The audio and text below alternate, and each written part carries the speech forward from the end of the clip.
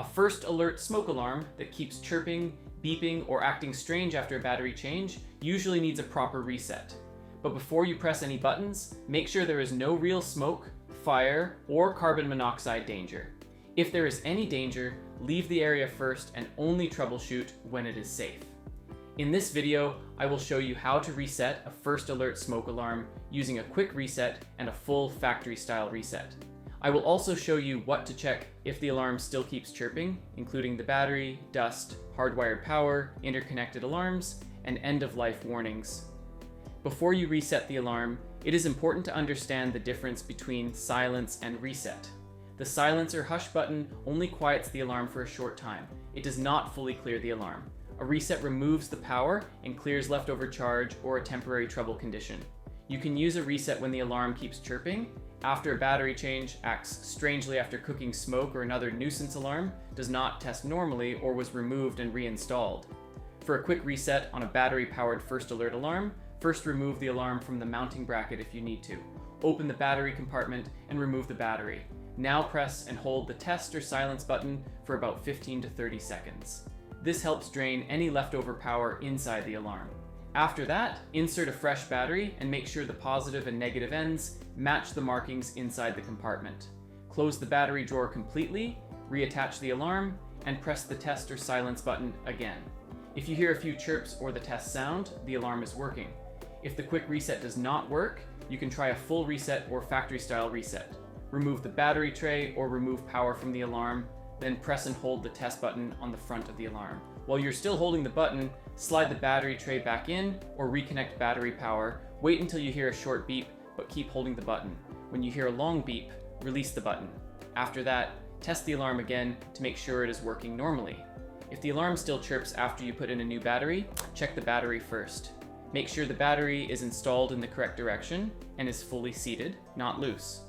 Use the recommended fresh battery type for that model. Do not use an old battery from another device, and do not mix old and new batteries. Also check that the battery door or drawer is fully closed. Then make sure the alarm is properly attached to the mounting bracket. If the battery looks fine, but the alarm still chirps or gives false alarms, dust may be the problem. Dust can get around the vents and cause the alarm to act strangely.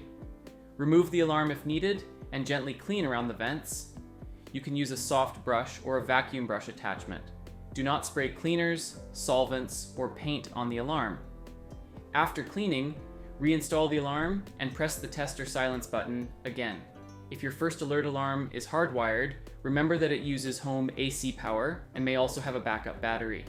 For safe at-home checks, replace or reinstall the backup battery correctly, make sure the unit is fully seated on the bracket, and check if the breaker or room power was interrupted. To reset it, turn off power at the breaker, remove the backup battery, and hold the test or silence button for 15 to 20 seconds. Then reinstall the battery, restore power, and test the alarm. Do not open internal wiring or try to do electrical repair. If your alarms are interconnected, one problem alarm can make the whole system confusing. Try to find the alarm that is actually starting the chirp, listen carefully and check which unit is flashing.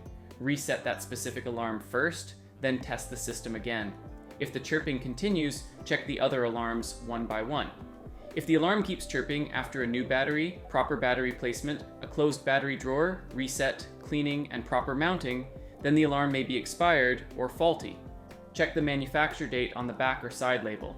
Smoke alarms usually need replacement when they reach end of life. A reset will not fix an expired alarm.